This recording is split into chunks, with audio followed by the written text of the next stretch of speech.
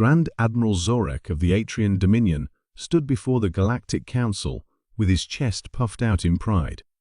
His tentacle appendages gestured dramatically at the holographic display, showing his fleet's newest conquest, a small blue-green planet in an unremarkable star system. "Esteemed representatives," Zorek announced, his voice booming through the council chamber, "I present our newest acquisition, a resource-rich world designated X-37,291. The native species offered minimal resistance, as expected from a pre-FTL civilization. We've established mining operations on all continents and begun processing the abundant water and mineral reserves." The chamber, typically filled with the murmurs of 500 species representatives, fell unnaturally silent. Zorek's smug expression faltered as he noted the horrified looks exchanged among the councillors. Elder Thrix of the Valonian Collective was the first to speak, her crystalline form trembling visibly. "Admiral Zorek, are you claiming responsibility for a military incursion on planet Terra?" "Terra?" Zorek scoffed.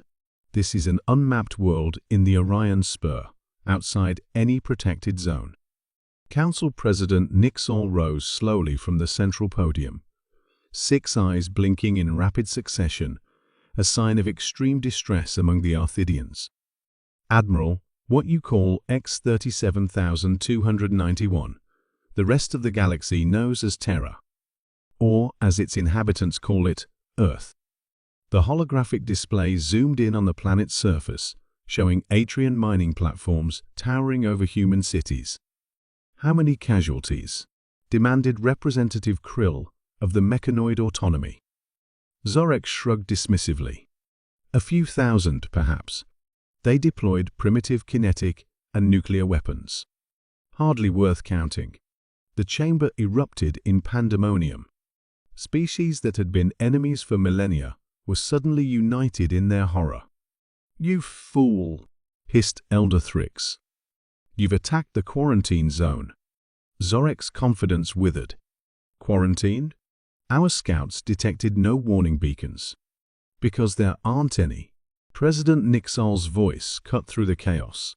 "We don't warn people away from Terra. We silently observe and stay clear." Representative Krill's robotic frame emitted distress signals. "The Terrans are classified as extreme hazard potential. Did your intelligence division perform no background research before invasion?" "They're pre-FTL primitives," Zorek protested weakly. "They split the atom as a weapon before they'd even achieved spaceflight," countered a draconian diplomat. "They fought over 17,000 wars among themselves. Their entertainment consists of simulated violence. Even their greeting rituals involve clenching appendages, a gesture that in any other species would signal combat readiness." The holographic display shifted to live footage. Atrian soldiers were retreating in disarray as human resistance fighters demolished a mining platform with improvised explosives. Council records indicate that Terra achieved space travel 200 cycles ago, continued President Nixol gravely. "Yet they've already reached their moon, placed observatories beyond their solar system, and sent primitive probes into interstellar space, all while still fighting among themselves." Elder Thrix's crystalline form pulsed with anxiety. "Imagine what they'll accomplish now that you've given them access to Atrian technology." The display shifted again.